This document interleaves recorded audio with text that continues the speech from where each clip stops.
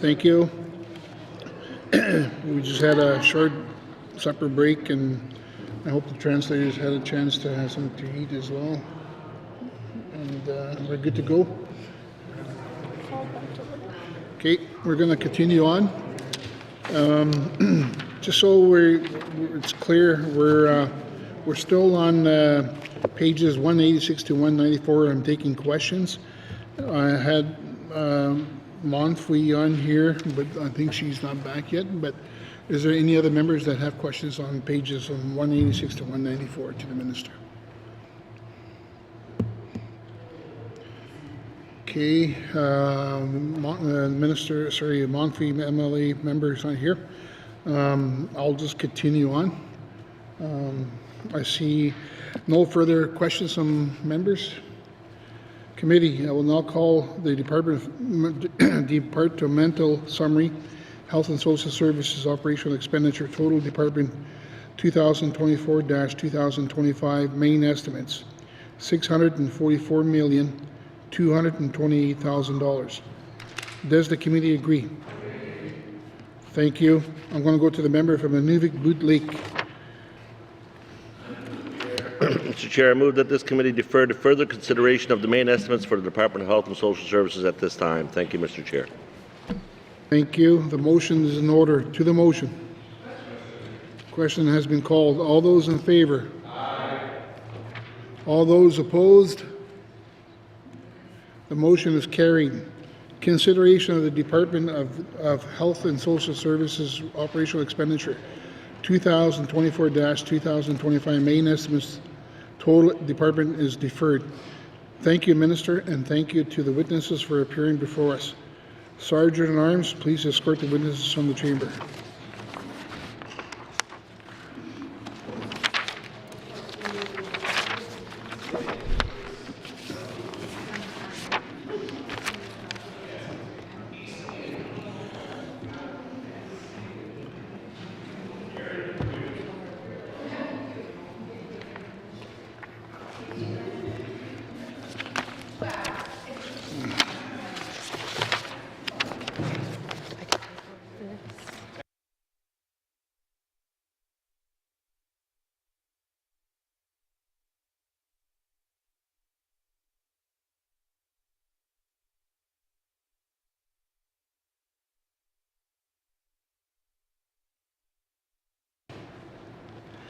Thank you. We'll continue on.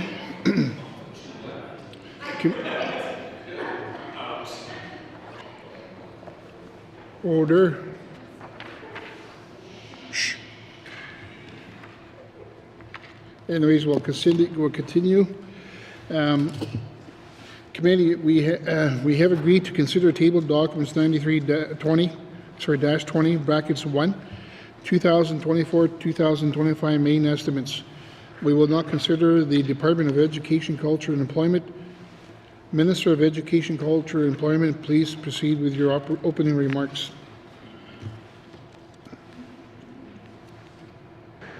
Thank you, Mr. Chair. I am pleased to present the 2024-2025 main estimates for the Department of Education, Culture and Employment. Overall, the department's estimates propose a decrease of $9.858 million or 2.6% over the 2023-2024 main estimates. These estimates support the mandate objectives of the Department of Education, Culture and Employment while continuing to meet the N.W.T's fiscal objectives to prioritize responsible and strategic spending. Highlights of these proposed estimates include forced growth funding of $484,000 to support the increased demand in the Senior Citizen Supplementary Benefit and increased lease costs for the Aurora College North Slave campus. Initiative funding of $2.599 million to support the early learning and childcare system in the N.W.T through funding from the Government of Canada. Transfers of $1.228 million from the Department of Health and Social Services to support the redesign of the Child and Youth Counseling Program. Sunsets of $4.485 million, which are comprised of sunsets in one-time federal funding for building skills for success in the N.W.T program and complementary funding for minority language education and second language instruction, and funding for the Education Renewal and Innovative Initiative and Education Act Modernization Initiative. Other adjustments of $2.993 million for budget enhancements for Technology Service Center chargebacks, revised cash flow of federal funding for the Aurora College Transformation Initiative, and one-time federal funding for 3 initiatives: the North Slave Regional Training Partnership, the implementation of the National Action Plan to End Gender-Based Violence, and the Memorandum of Understanding with the Canada Council for the Arts. An increase in the amortization budget of $313,000, and reductions of $12.99 million to support fiscal sustainability. These reductions span all activities of the department and include $280,000 under corporate management, $160,000 under early learning, $8.604 million under education, $547,000 under income security, $1.509 million under labor development and standards, and $1.89 million under languages and culture.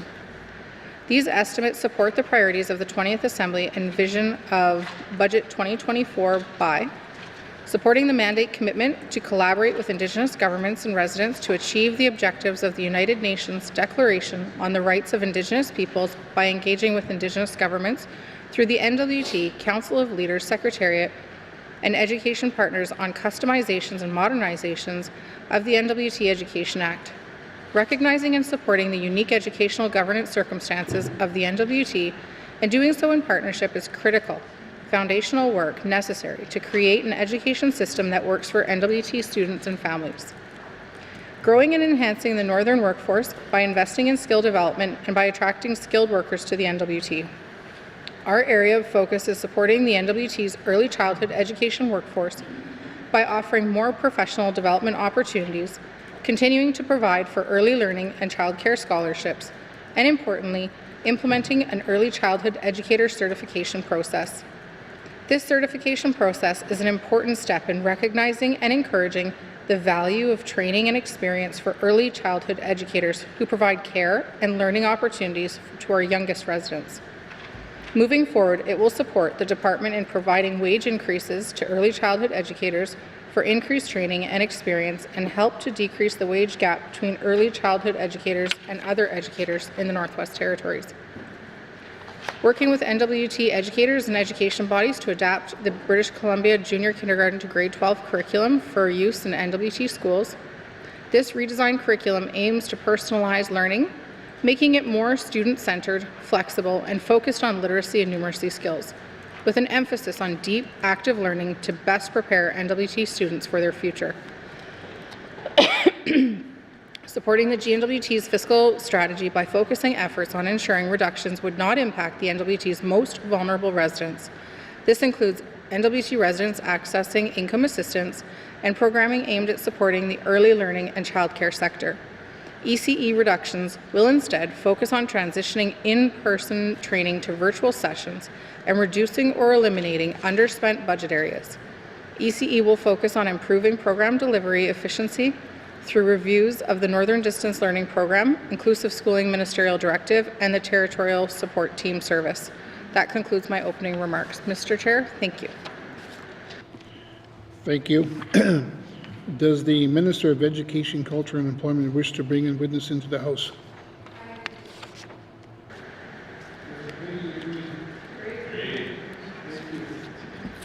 Arms, please escort the witness into the chamber.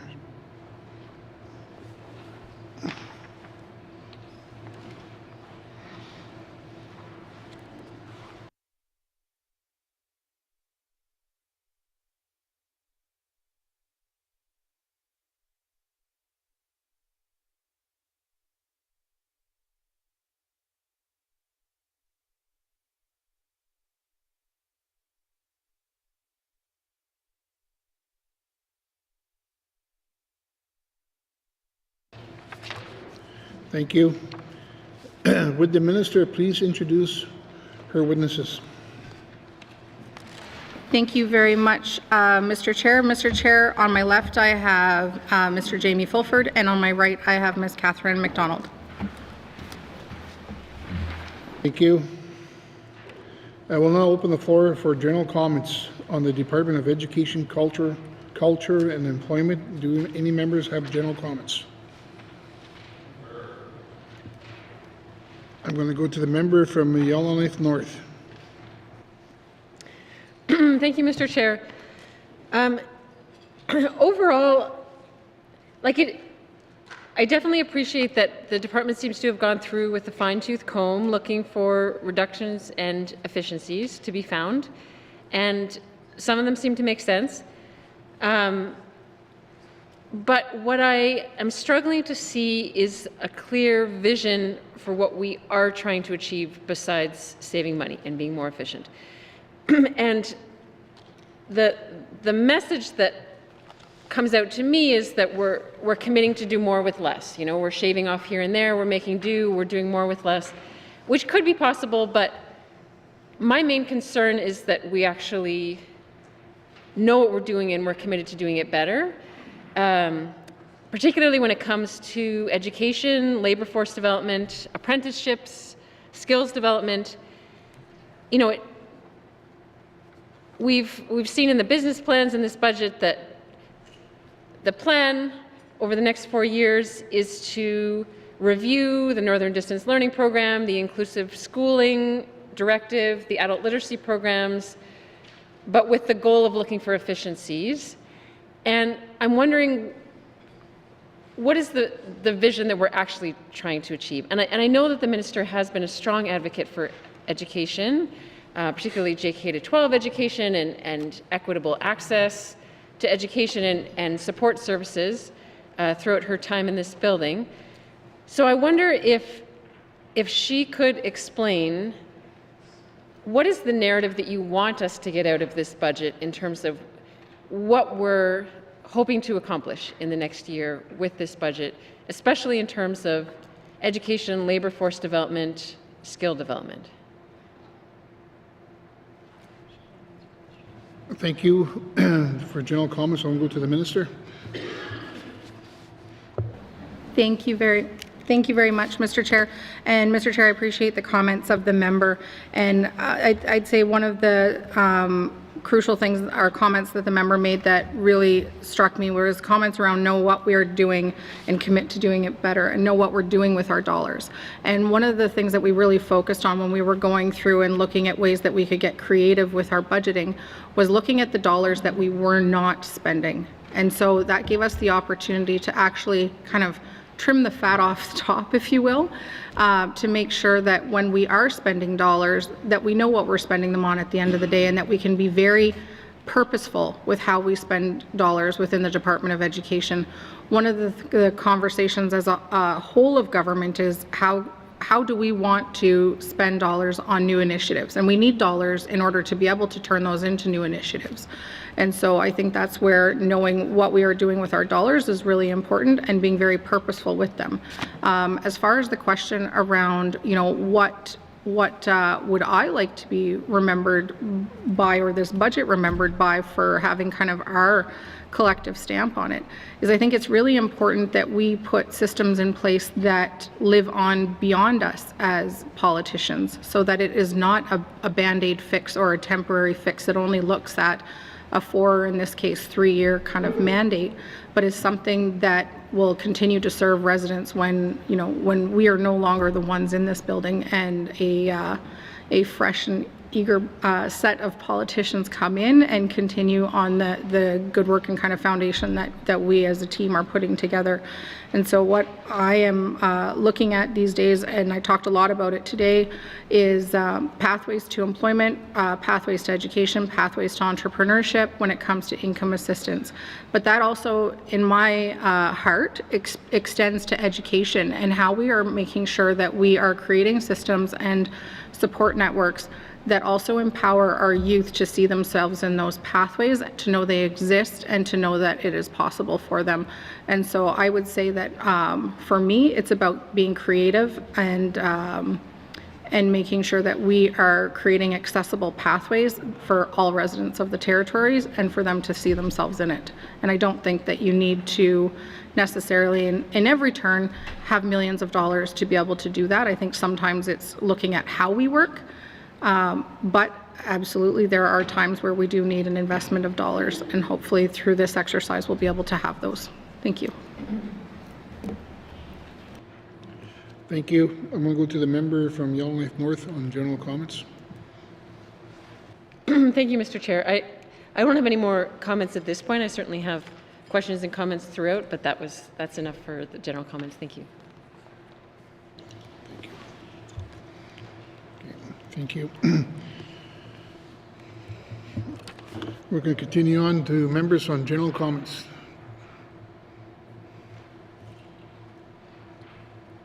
Okay, thank you. Seeing no more general comments, does the committee agree to proceed with the detail contained in table documents?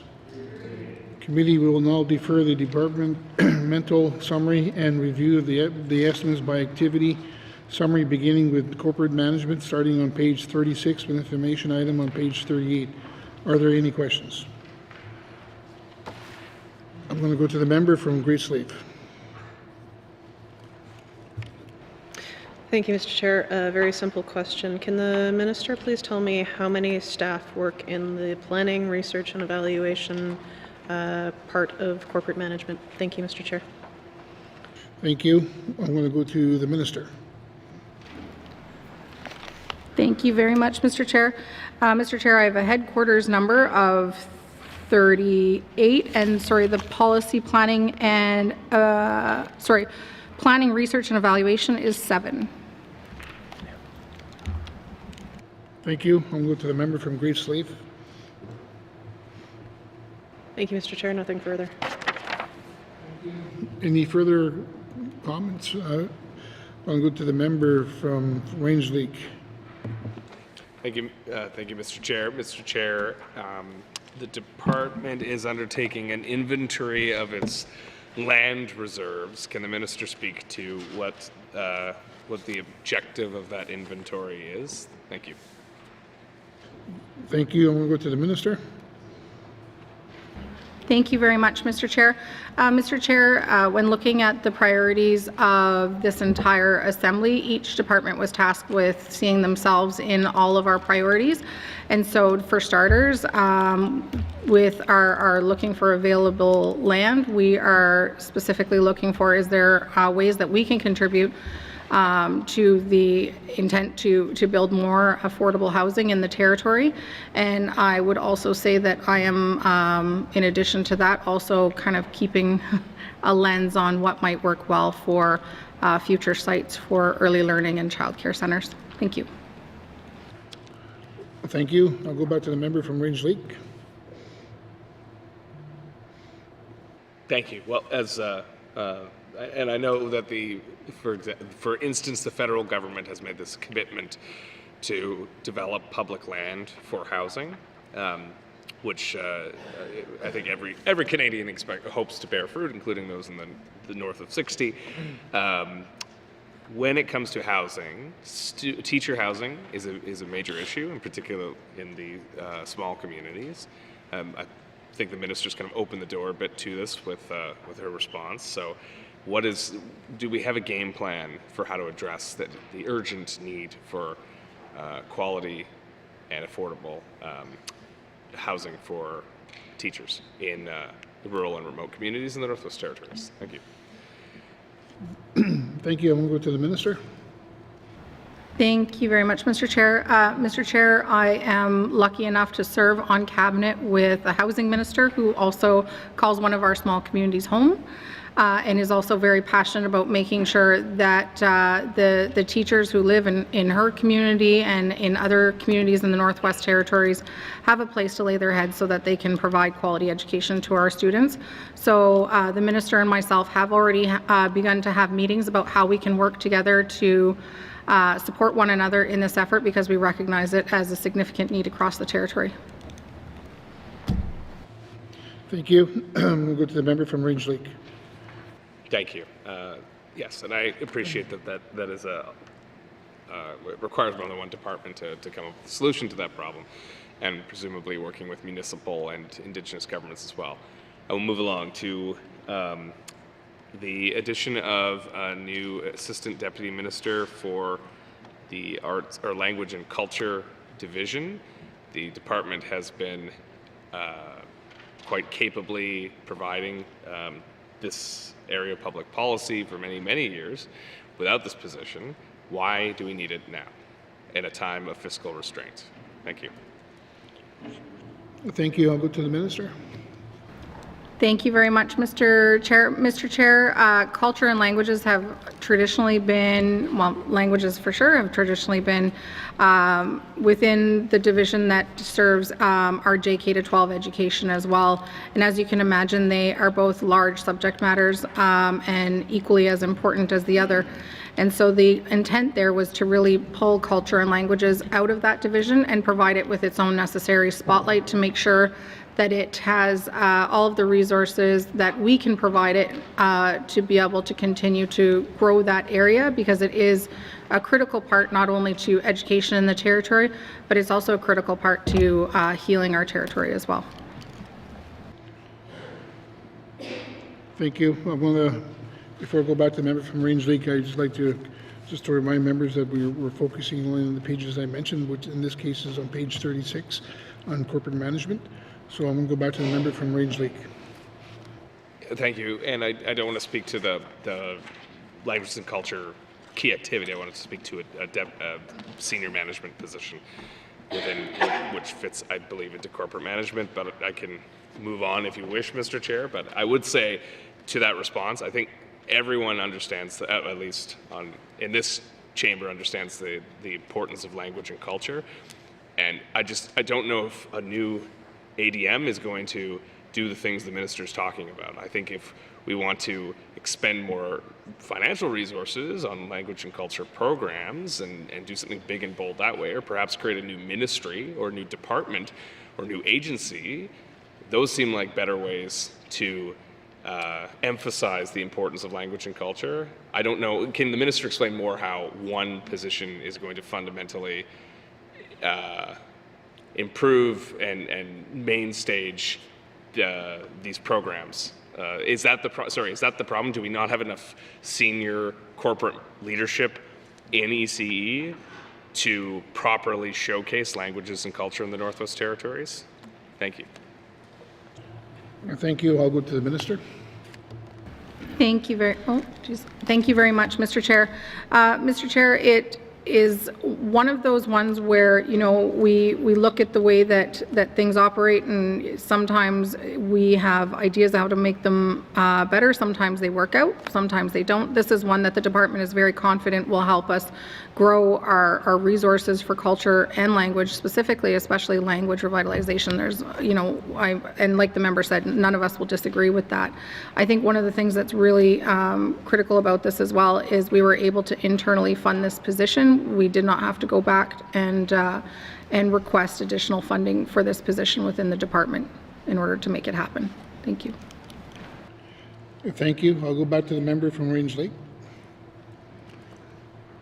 Thank you, Mr. Chair. Okay, how, I guess, is my question. Like, I understand what the minister's saying, that this position is going to fundamentally improve service delivery, but how? Because it's the addition of one person to provide leadership over the entire division or the entire key activity and all the staff that deliver those programs. So how is this one person going to make a difference? Thank you. Thank you for your question. I'm going to go to the minister. Thank you, Mr. Chair. Mr. Chair, for the operational detail of that one, I'd love to pass to Mr. Fulford, the Deputy Minister.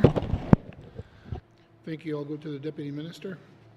Thank you, Mr. Chair. A few comments there. I think the nature of that work lends itself with a high level of accountability that can deal at a high level with Indigenous governments, with the federal government. There's a lot of intergovernmental work involved. The past experience has also shown that bottlenecks and approvals can happen where it was previously housed, and that will also be something that would be resolved by this new organizational structure. Thank you, Mr. Chair. Thank you. I want to go back to the member from Range Lake. Thank you, Mr. Chair. How can we then, as an assembly, gauge whether or not this new position is effective the way that the department intends it to be? Thank you. Thank you. I'll go to the minister. Thank you very much, Mr. Chair. Mr. Chair, I will pass back to the Deputy Minister. Thank you. I'll go to the Deputy Minister. Thank you, Mr. Chair.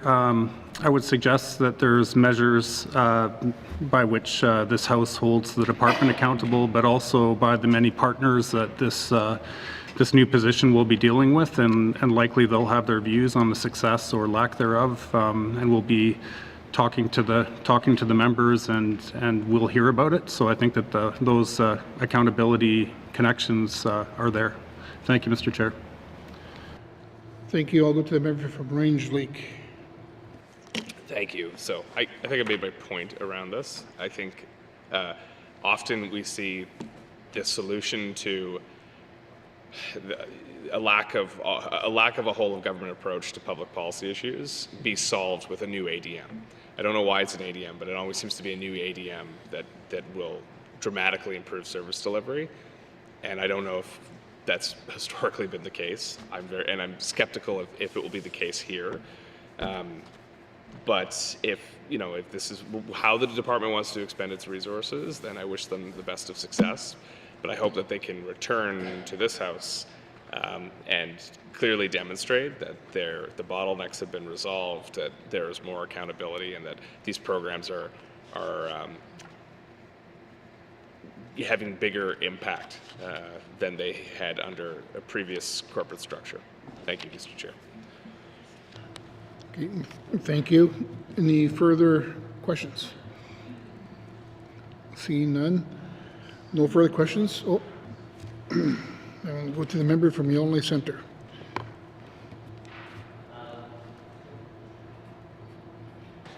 Thank you, Mr. Chairman. Maybe just to pick up quickly, what type of targets are you setting for this particular position? I mean, we must have some matrix to decide that it's warranted and needed, and so can we get some objectives on how they're going to change this story? Thank you. Thank you. I'll go to the Minister. Very much, Mr. Chair. Mr. Chair, I will pass to the Deputy Minister. Thank you. I'll go to the Deputy Minister. Thank you, Mr. Chair. The organizational structure that is contemplated here is in process, so that involves some of what the member is talking about. So while it's not finalized, it's something that's top of mind, and in fact, EC&E is known for having in place those kind of structures to evaluate the steps that it takes, whether they're programs, policies, what have you. So thank you. Thank you. I'll go back to Yellowknife Centre.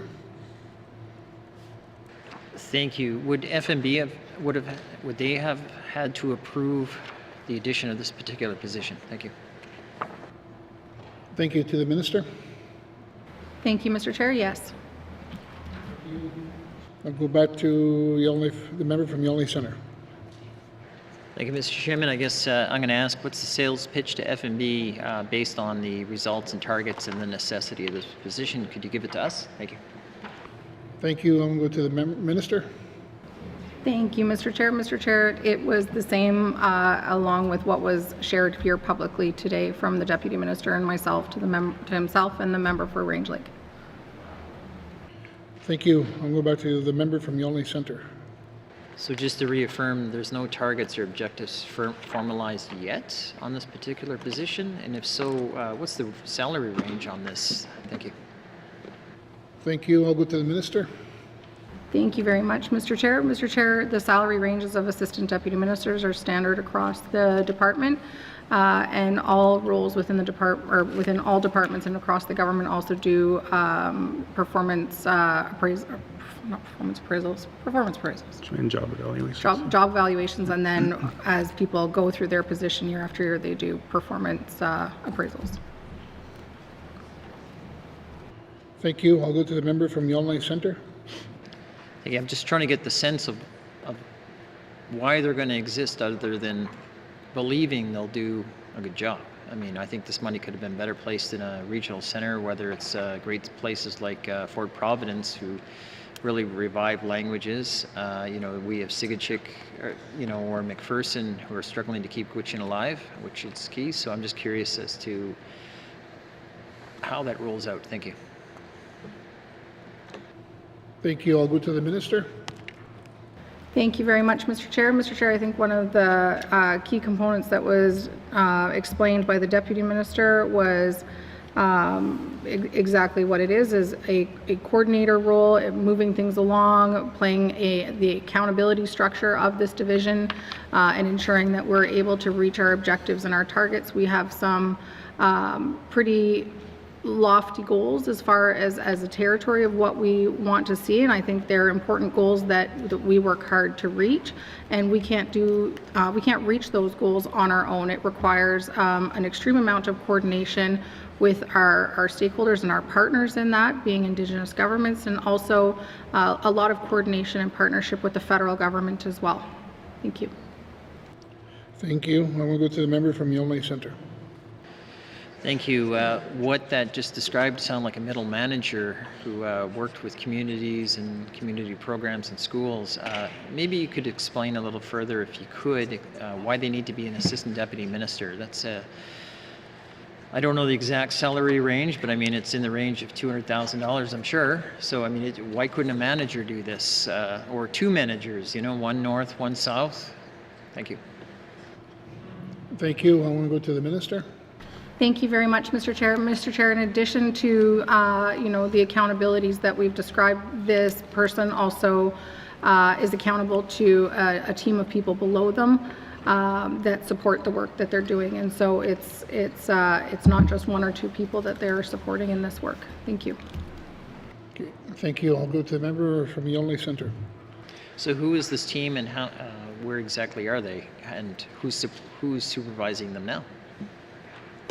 Thank you. I'll go to the minister. Thank you very much, Mr. Chair. For the operational detail of that, I will pass to the Deputy Minister. Thank you. I'll go to the Deputy Minister.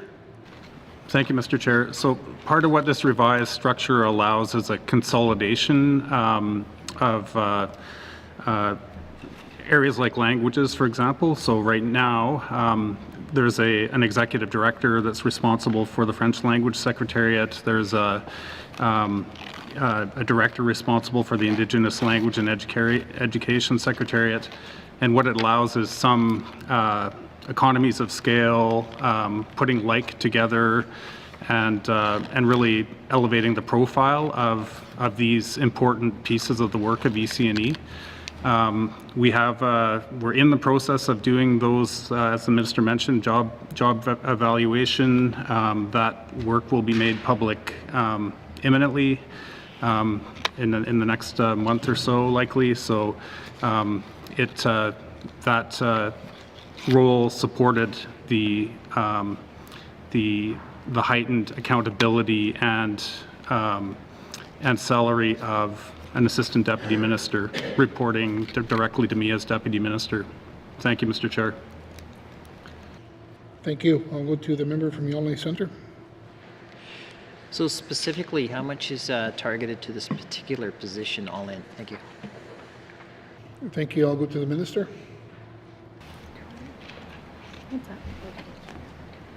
Thank you very much, Mr. Chair. The total budget is $255.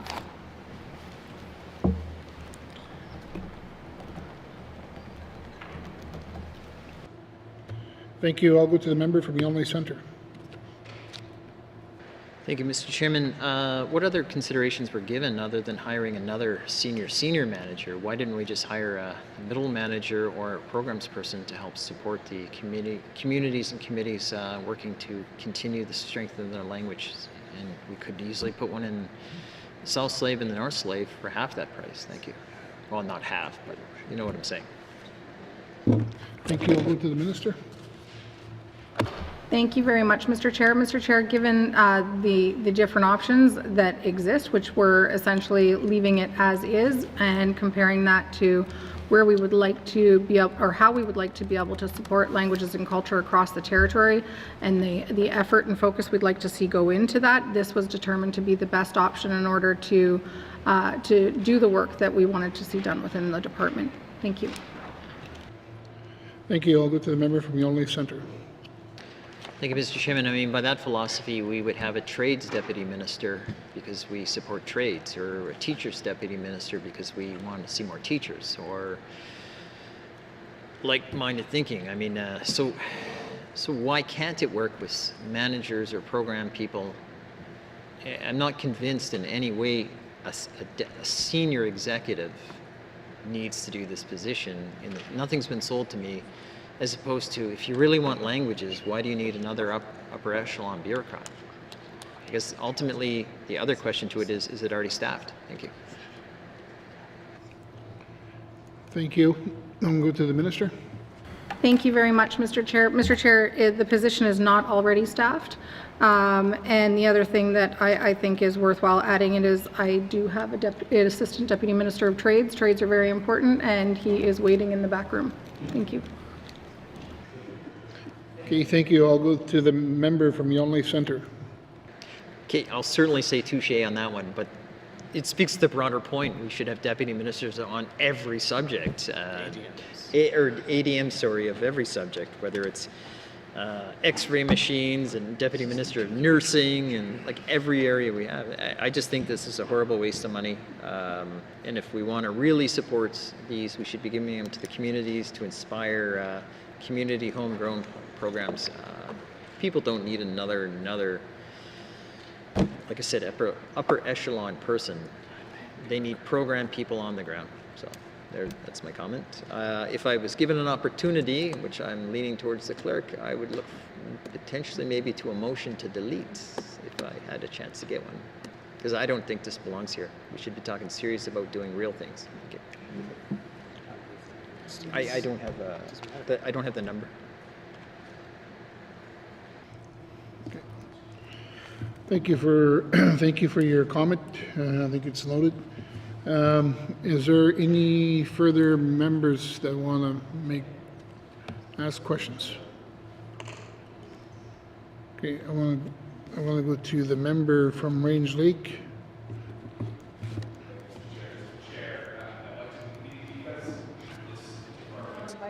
Sorry.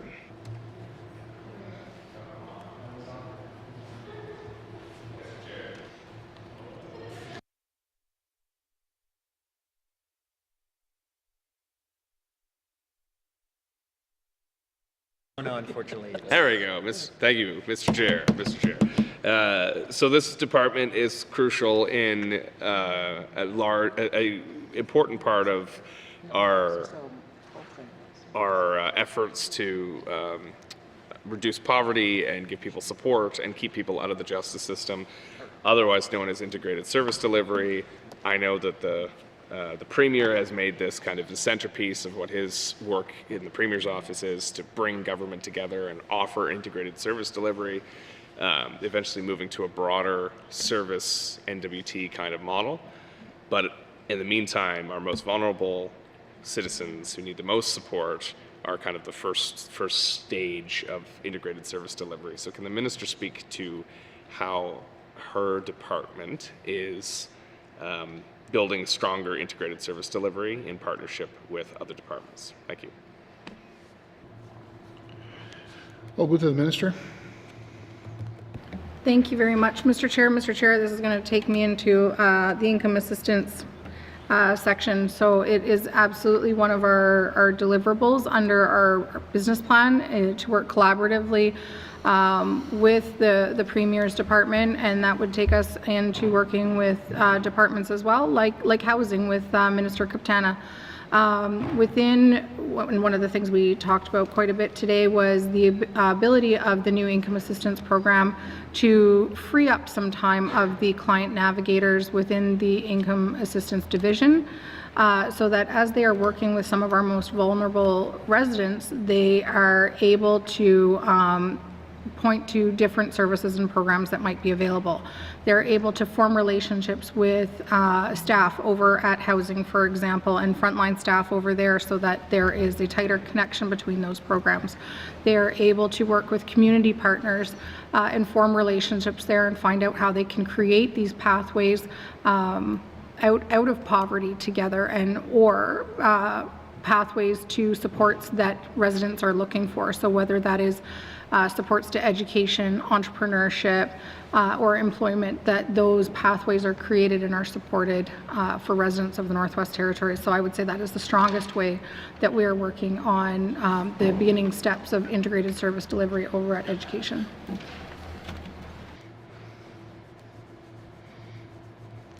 Go to the member from Rangeley.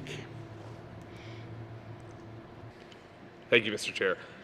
So this is important work, and I think the minister laid out quite clearly how it works and how it will benefit clients, in particular clients who are, I think, don't want to stay trapped in poverty, certainly, or even require these levels of services. I think everyone wants to get back on their feet. So this is, I do support integrated service delivery. I've always supported integrated service delivery. I've seen how transformative it can be, especially for those who make frequent contact with the criminal justice system. What I think is missing here are some timelines and outcomes. It's fine to say that we're going to kind of, these are our goals, this is what's going on. We're working with, it's being led by another department, but surely there must be some timelines and some goals for the suite of programs that ECE offers to clients that can be measured and they can be accountable for. Is that possible? Thank you. Thank you. I'll go to the minister. Very much, Mr. Chair. Mr. Chair, this is work that we will be doing in conjunction with other departments, and we definitely, as far as incomes, or ISD rather, is concerned, are not the lead on that, and so it requires some collaboration on our part, but we definitely saw it as being important enough to make sure that it was included in the business plans right off the bat. Thank you.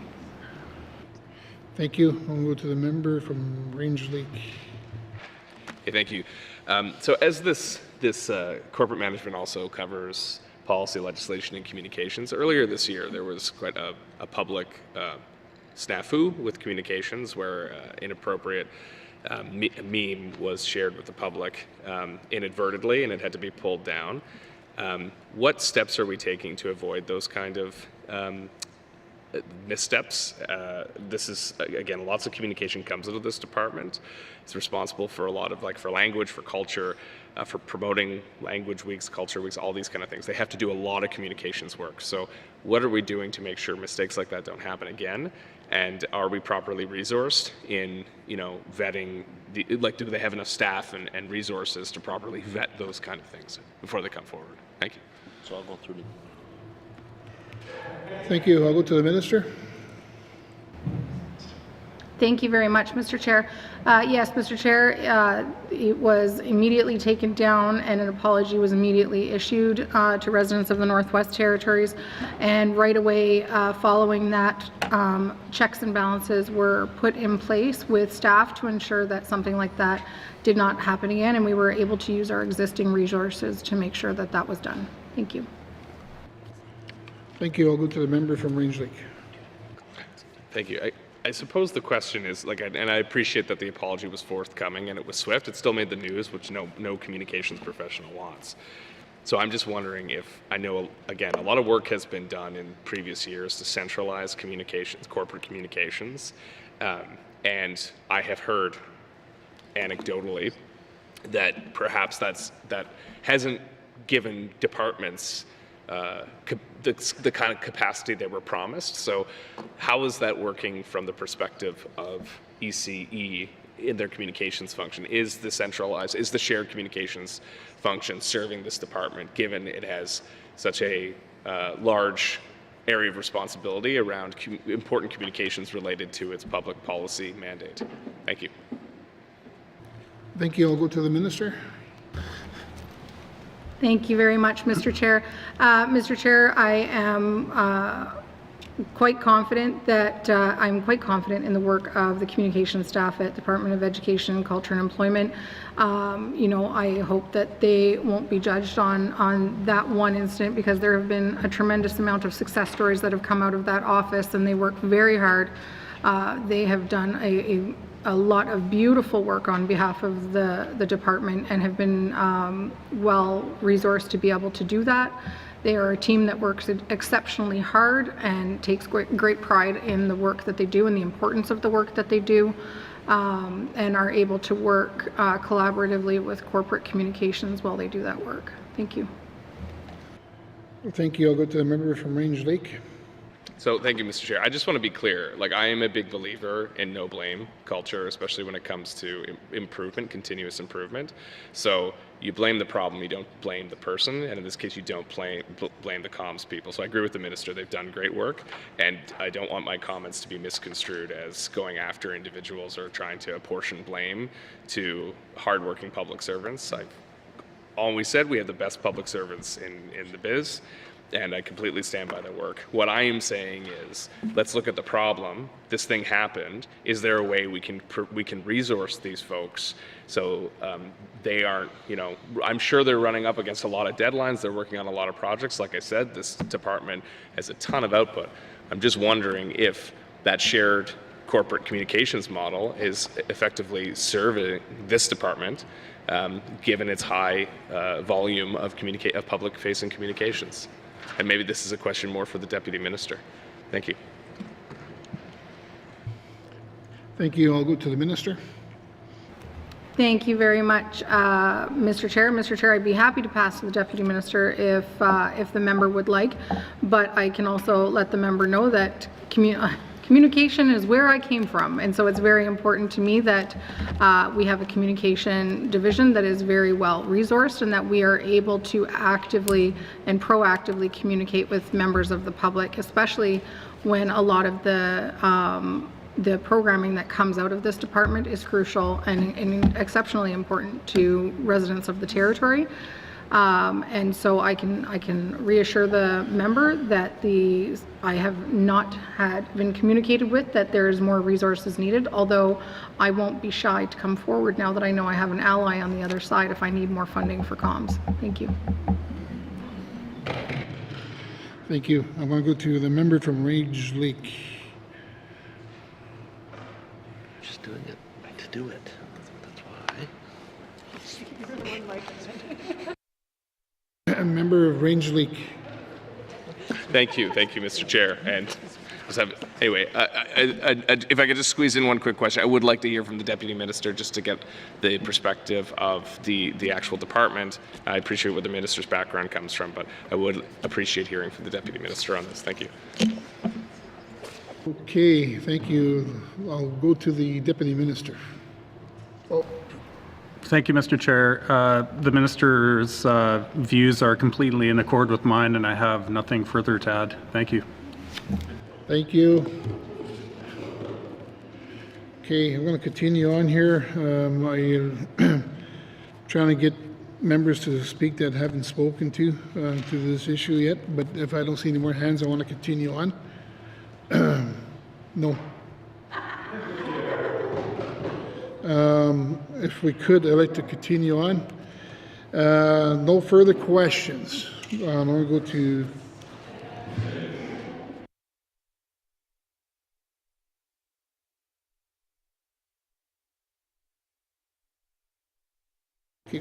I'm going to continue on here. No further questions. Please turn to page 37. Education, Culture, and Employment Corporate Management Operation Expenditure Summary. 2024-2025 main estimates, $12,456,000. Does the committee agree? Okay. Yep. I'm going to thank you. I'm going to go to the member from Yellowknife Centre. Thank you, Mr. Chairman. Sometimes part of the job requires a person to be nimble as we listen to the budget and certainly some of the answers. Hence, I'm going to move a motion with respect to this line item. I move that the Department of Education, Culture and Employment Corporate Management Operations Expenditure Summary 2024 to 2025 main estimates be reduced to $12,201,000. And I'll speak to the motion. Thank you, Mr. Chairman. Okay, thank you. There's a motion on the floor. Okay, hang on, just.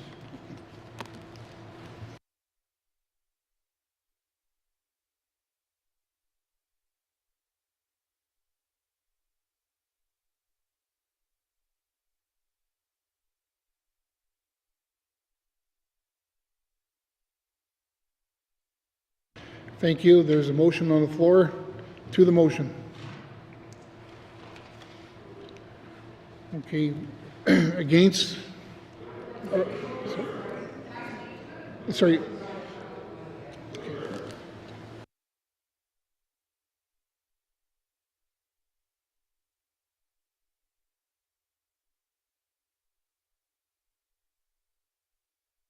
Thank you. Okay, we're gonna, I'm gonna pass to the mover. If you can speak to the motion. Thank you, Mr. Chairman. Mr. Chairman, this isn't personal or anything. I just think the value of the cost of this particular position at the value given, we could do so much more. We could, for example, turn this into 2 positions, one in the north, one in the south. We have fantastic programs growing up. I mean, I would see language programming in the schools in Fort Simpson, where I grew up. I'm very well knowledgeable around the issues of, for example, what's happening around Diga School.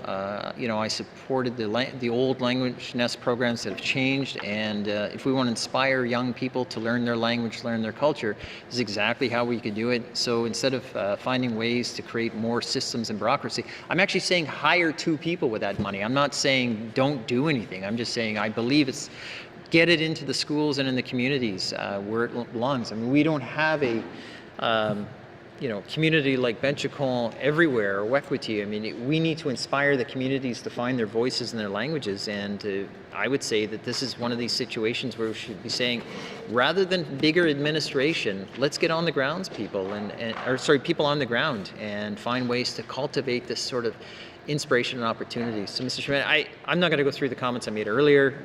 I suspect there'll be some objections, which I respect. This is sort of an on-the-spur moment, so I mean, I didn't coordinate this with my colleagues, but I'll let them decide whether they feel that this type of direction in the communities, in the regions, is more effective than someone sitting in an office tower in Yellowknife, you know, behind their computer saying we want to coordinate better. And frankly, if we want to do something, you know, this is how you do it. I mean, I should mention, you know, Gwich'in is one of the lowest speaking languages, if memory serves. I'm not going to pull the statistics up, but if I remember correctly, at one time there was around 250 speakers of Gwich'in. Hiring someone in Yellowknife is not going to inspire that language. Getting somebody, an elder paid, or some coordinator for those types of programming in that community will help inspire those young people to connect with their language and culture. And that's the point, is that more bureaucracy doesn't get us better results. Let's get people in the program and in the community to create this, foster this excitement. And to me, that's the nature of the motion. It's not a mean motion. The problem is people and I don't want Cabinet to be sensitive. It's proposed as a deletion, but really it's find a different way to do this, and it can be done fantastically. So, Mr. Chairman, I'll leave it at that. If I said much more at this point, I'll just repeat, so I don't want to do that, and I'll let my members, if they feel the urge to rise to speak to it. Either way, it's fine. It's part of the process and the business we do. Thank you. Thank you. I'm going to the motion. I got Yellowknife North. Member, Yellowknife North. Thank you, Mr. Chair. I just want to be clear that this motion deletes just over $200,000, so it will not allow more on-the-ground people in communities, in schools, language educators. This motion just deletes money from the budget, and even though the member's vision might be to add in programs and services, this motion cannot and does not accomplish that. So I just want us to all be clear that that's what we're talking about here. I do think there's a place for us working with the department in terms of their business plans and the way they do things to try to encourage more on-the-ground programs, and that's a different discussion. But I feel like at the moment we're micromanaging their operational matters, and I just don't think that we have enough information or basis for making the decision to just cut this budget by $200 and some thousand. Thank you, Mr. Chair. Thank you. To the motion, I got Premier Simpson. Well, thank you, and the member for Yellowknife North stole my thunder a bit. I was going to say that deleting over $200,000 from the budget does not give us the ability to hire people in the regions. So just so everyone's clear who might be reading Hansard or watching this is actually reducing the ability to do what the member is saying. So it's a bit backwards. I just want to make sure that the member himself is actually aware that this is a deletion, and that taking money away does not somehow allow us to hire more people. So just for everyone's information, I just wanted to add to that. Thank you. Okay, thank you. I'll go to the Minister of ECE, then to Member ECE. Thank you very much, Mr. Chair. Mr. Chair, I appreciate the concern of members, and what I think I would really love for people to be able to take home is the importance of what it is that we are talking about, which I think that everybody is on the same page of. That is that we need to make sure that we are putting as much of a spotlight on culture and languages across the territory. When I have had the opportunity to speak with people from one end of this territory to the other, every time we start talking about healing, it always leads back, the conversation always leads back to one of languages. And the amount of times that somebody has started a conversation about their journey to sobriety or their journey to healing that starts with them reclaiming and revitalizing their language, I don't have enough fingers on my hands in order to express that. In addition, and it's not just about sobriety, it's absolutely about healing, and it's about enriching our communities and our territory and making sure that we are doing our best. This is a vital piece of reconciliation in this territory. And I understand what the member for Yellowknife Centre is saying as far as people on the ground is most important. I couldn't agree more. But what puts people on the ground is the millions of dollars that ECE receives from the federal government. Every year we have federal funding of $5.9 million that flows directly through ECE and to Indigenous governments, and we need vital people in the department to be negotiating those dollars, and quite frankly, I would like somebody negotiating more of those dollars. And without those positions in the department, I cannot do that work, and I cannot make sure that we are in the territory getting a fair shake at the dollars that exist within the federal government to be able to do this work. If these dollars are cut, I don't just lose that position, because this was internally funded. I'm losing another position within the department that can help and do this work. And so I would urge members to please leave the funding where it's at and let us go down this path of putting a spotlight on culture and languages, because I think it's critically important, and I have long been an advocate for that. Thank you. Thank you. I got to the motion. Next I have on my list is the member from Range Lake. Thank you, Mr. Chair. And I just wanted to speak to some of the comments that have been made by the Honourable Premier and the Honourable Member for Yellowknife South around, deleting this won't put jobs into communities. So I just want to point out that of this key activity, there are 38 jobs in headquarters.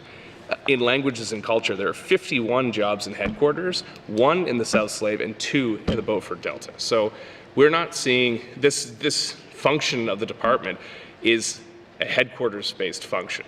And I think the member's motion underscores the need to improve the presence of language and culture staff outside of headquarters and outside of senior management level functions. And those are the points I was trying to make as well. And this does come from, I think, a place of those intentions. I appreciate what the minister is saying, but the minister also presented a budget where there are 3 jobs outside of Yellowknife to support language and culture, which is primarily Indigenous language and culture, which is not residing in Yellowknife.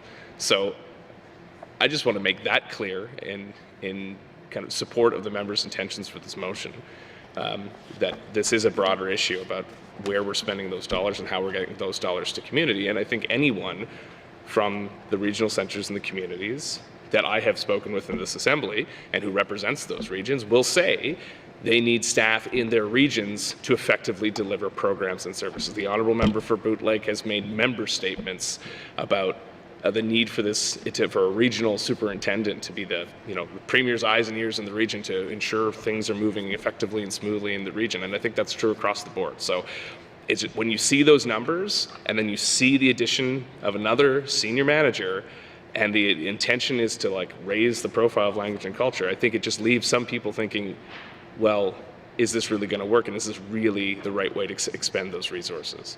So I think this comes from a well-intentioned place, and again, 51 positions in Yellowknife, 3 outside of Yellowknife. That's what we're looking at in languages and culture. Thank you. Thank you. I want to go to the member from Nunavik-Boot-Lake. Thank you, Mr. Chair. Yeah, Mr. Chair, my colleague from Range Lake is not wrong. Certainly, I am a huge proponent of positions, particularly senior positions being not centralized in Yellowknife, but being in the regions, such as the regional director position, which I would love to see as an ADM position. I would love to see many ADM positions or any new positions move to the regions and or new positions go to the region. Having said that, I don't want to delete money from this budget. I know the department has done their diligence on why they want it. I do question, and I would fight tooth and nail about having it in Yellowknife. If you have an Indigenous languages ADM, that Indigenous languages ADM should reside in one of the regions where the majority of the Indigenous languages are being spoken. So, and I think, you know, that position would sit very nicely in Nunavik or in Betchako or in Decho. There's places that that position can be supported. So, yeah, and all due respect to my colleague from Yellowknife Centre, I understand where he's coming from. I don't want to delete the money from the budget, but I, again, will fight tooth and nail to have this position put in the region where I think it will be properly housed. Thank you. Most effective. Okay, thank you. Next on my list, I got the member from Montfrey.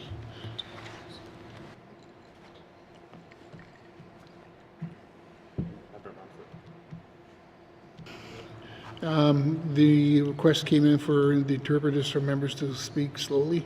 Thank you. I want to go to the member from Montfrey. Thank you, Mr. Chair. Okay, as an Indigenous person, due to colonization, we know that it almost, the Indigenous language and culture were almost extinct.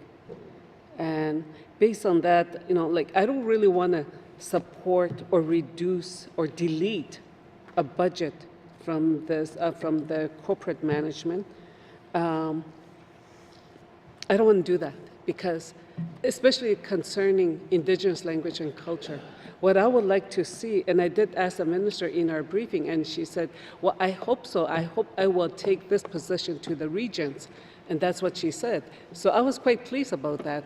I would like to see this position move to one of the communities outside of Yellowknife where the Indigenous language and culture is very strong. You know, and it's thriving and it's alive, you know. And I know that a lot of people, a lot of reports have said that Indigenous language is dead, but it's not, you know. And it is. So outside of Yellowknife is what I would like to see where this position goes. The last time that we had somebody as a director who had no Indigenous language background, nothing. And she was, you know, I mean, the person was in charge of Indigenous language for so many years, and it's still continuing till this day. So I do support having this position move outside of Yellowknife. So I would like to see that, but I don't support reducing or deleting of the budget. But I just want to see that position somewhere because there is a pilot project happening with the South Slave, with the ECC for ADM. So I would like to see that kind of, I would like to see more support in that area. So thank you. Thank you. Speaking to the motion only, next on my list I have is the member from N.W.T.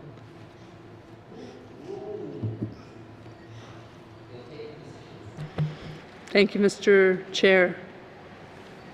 In speaking to this motion, I want to support my colleague, Minister Cleveland, in this position, but I also want to support the remarks of the MLA for Montfrey, how important this position is. It's a leadership position in this government, and I find it funny that we're having a motion on the floor of the House to talk about a senior leadership position in this government for language and culture, somebody that's going to lead the way for this government and provide the best expertise to the Minister for Language and Culture. So when we talk colonization, when we talk reconciliation, this is the discussion on the floor of this house. I just find that really funny, and it's kind of, after today's statement on missing and murdered Indigenous women and girls and how we need to work towards reconciliation, that we have this sort of discussion. We need a leader, we need a senior leader, and we need this type of position for this government for education, culture, and employment. And I don't want to get into the operational issues of location or type of position, but the minister will lead the way, and this is what she's proposing in the budget. Thank you, Mr. Chair. Thank you. I'm going to go to the member from Mackenzie Delta. Thank you, Mr. Chair. I too feel it is important that this senior management position be located somewhere outside of the city of Yellowknife. I come from a region where language is in dire need of revitalization. The Gwich'in language is one of the hardest languages to learn, and it's the least spoken language within the Northwest Territories, Indigenous language. We're losing our language at a fast pace. Our elders are, we're losing our elders at an equally fast pace too. So they're taking this language with them. We have a few knowledgeable people, such as our translators back there, that do take a good role in saving our language. So I too do not want to delete any numbers from this budget. Location, I would fight for having it located in one of the other regions, having it located where it's needed.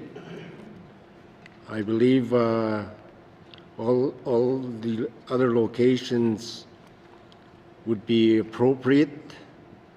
It'd be well accommodated, because in essence you're going to have to put something where it's needed, not 1,000 miles away. So like I said, I don't want to delete any numbers, but I would like to see this position located in another another region within the Northwest Territories. Thank you, Mr. Chair. Thank you. I'm going to go to the member from the Decho to the motion.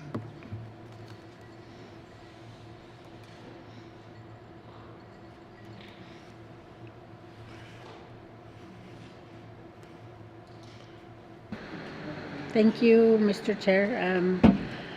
Like my colleagues that talked about, I too would like to see that. I don't want to see the budget deleted or reduced or whatever, but would like to see a position moved into one of our regions. We need kind of like I said before, we need role models in our regions.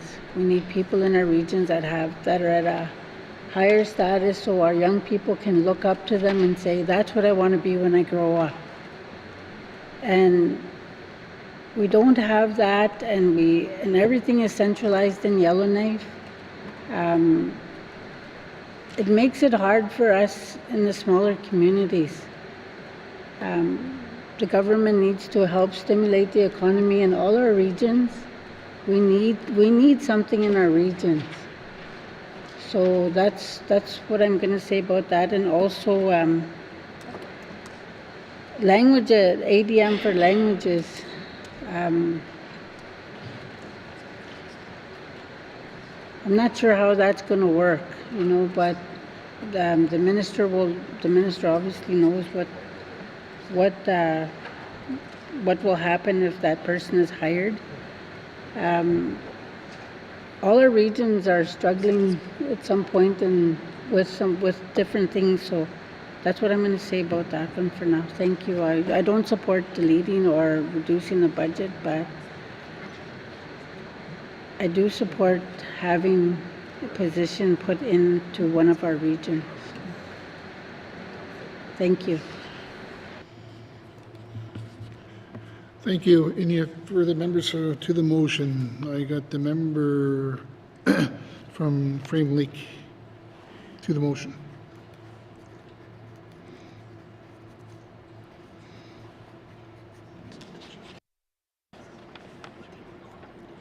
Thank you, Mr. Chair.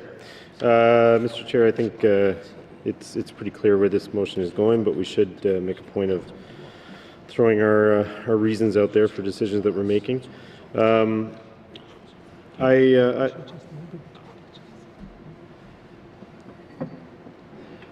see where the member is getting at in terms of kind of questioning whether now is the time to be growing senior management, and I do think that those are questions that are worth raising.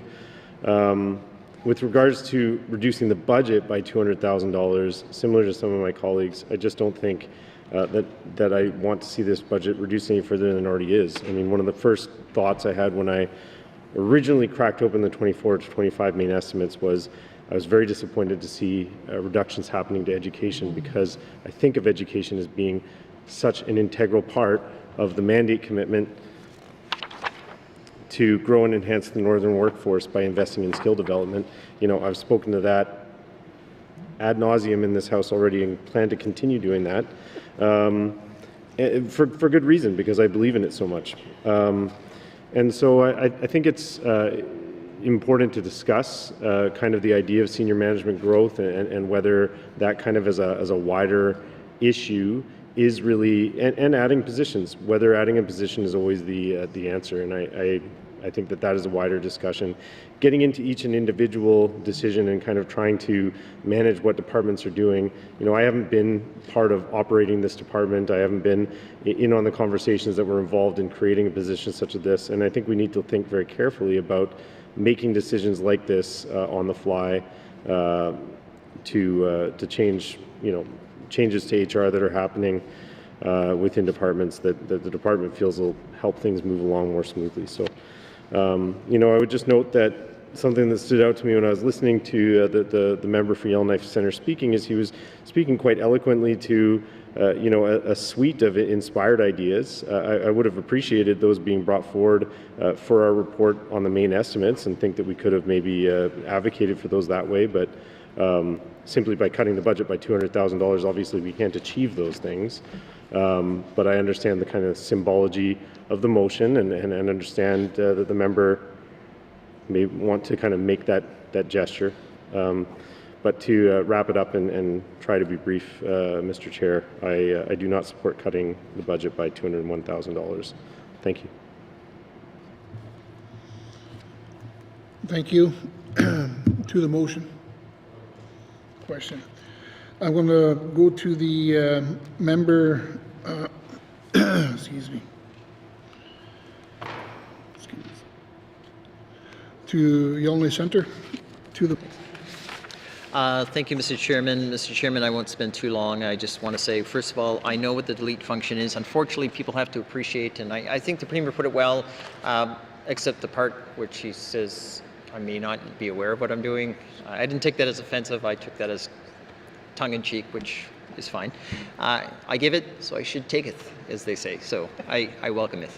So the point being is, though, is it's an interesting observation, and I think it's very important to stress that, but the members themselves only have the ability to delete. That's their only mechanism. Hence, that's why the narrative is so key when you make these motions, is because when you say, I want to delete this, it's critical that people on the government side understand the message is it's not a case we don't support the government supporting language. It's not that. It's the question that's come up, and several members caught the issue, which is on the ground, in the communities, in the regions. I mean, I'll be the first one to say thank you for a new job in Yellowknife. I mean, it's not intended to be rude, but that's what this staying the status quo is exactly what that's going to deliver. And I'm in Yellowknife saying, put it out in the region. I don't care where it goes, because its excitement will create so much more synergy and energy in the community. So as far as promotion, Mr. Chairman, something interesting that comes up every single year, even when I wasn't here, is the Languages Commissioner constantly calls for a promotion role. And if we wanted to do more for language, there's the gateway of opportunity as well. I mean, all I can tell you is, without spending too much more time, is I'm going to say, respectfully, it isn't micromanagement. I know the member for Yellowknife North brought that up, but every time a member asks for something, one could define that as micromanagement. Oh, I need a nursing care thing in Stanton, that means micromanagement. We should put some $10,000 in this, that's micromanagement. Like, in other words, where do we limit ourselves? I'm not offended by the comment, but I'm making the comment back saying, then we should never comment on anything on this side, because anything would be perceived as micromanagement, I guess. So, which I don't support. I think that if we're given a budget, we should be allowed to ask questions. If we're given a budget to ask our opinions, here's my opinion. How do we help languages? Ultimately, Mr. Chairman, I'm not going to spend any further time on this. It's okay. I mean, and I'm okay with people voting the wrong way by not supporting my motion, and I'll get over it.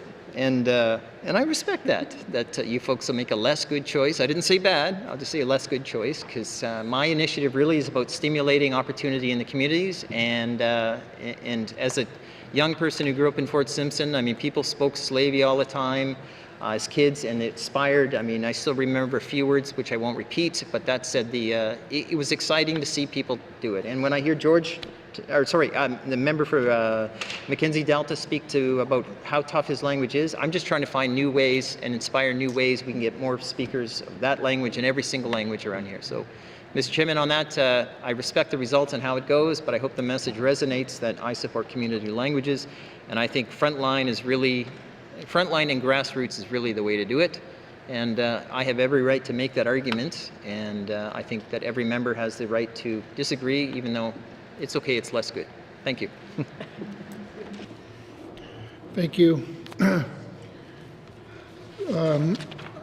I take it that all the members have a copy of the motion in front of them? Okay. I'll read out the motion.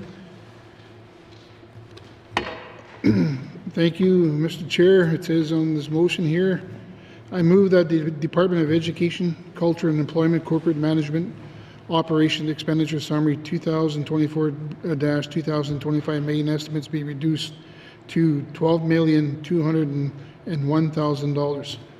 That's the motion. Do I hear a question? Okay. The motion is on the floor. To the motion. All those in favor? Aye. No, show of hands. No, this motion, this is to reduce, so to the motion, show of hands.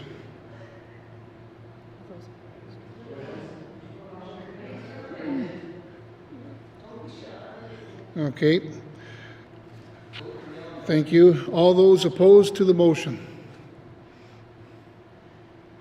Thank you. The motion is defeated.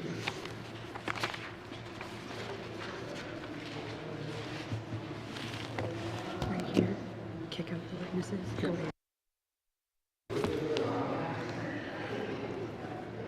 Thank you.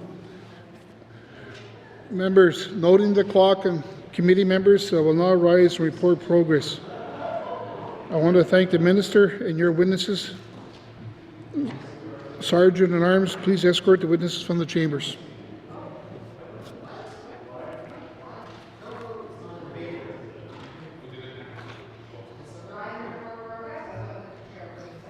That's what I'm saying to. I'm going to maybe like. Okay. Okay. Okay. I'll read out again for what I have in front of me. Again, it just says here that noting the clock, committee members will now rise and report progress. Thank you to the Minister and to your witnesses. Sergeant Arms, please escort the witnesses from the chambers.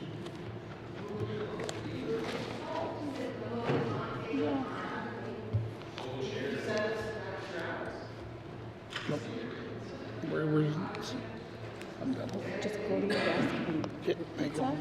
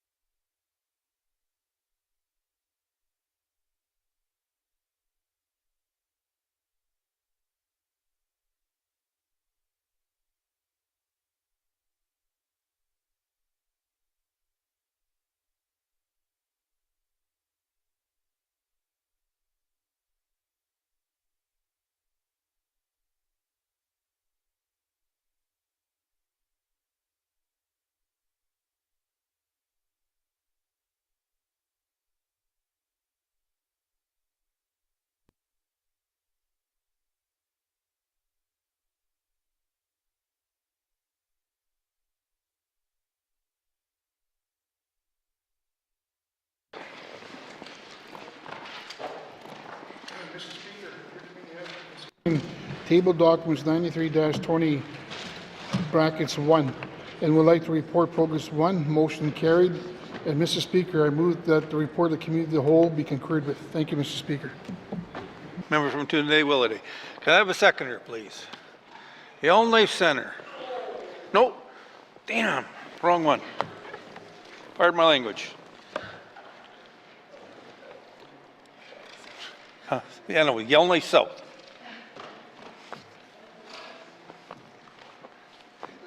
All those in favor?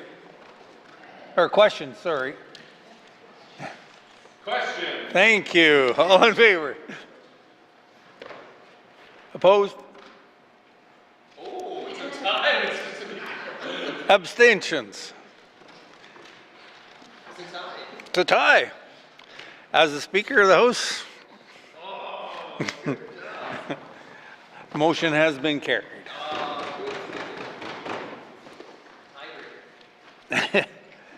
Third reading of bills. Third reading of bills. Orders of the day, Mr. Clerk. Thank you, Mr. Speaker. Orders of the day for Wednesday, June 5th, 2024 at 1:30 p.m. Prayer, minister statements, member statements, returns to oral questions, recognition of visitors in the gallery, replies to the budget address, day 7 of 7. Acknowledgements, oral questions, written questions, returns to written questions, replies to the Commissioner's address, petitions, reports of committees on the review of bills, reports of standing and special committees, tabling of documents, notices of motion, motions, motion 28, 29, and 30-20 bracket 1, notices of motion for first reading of bills, first reading of bills, second reading of bills, consideration in committee of the whole of bills and other matters, minister statements 4, 5, 17, and 24-20 bracket 1, table document 93-20 bracket 1, report of committee of the whole, third reading of bills, orders of the day. Thank you, Mr. Speaker. Thank you, Mr. Clerk. This House stands adjourned until Wednesday, June 5th, 2024 at 1:30 p.m.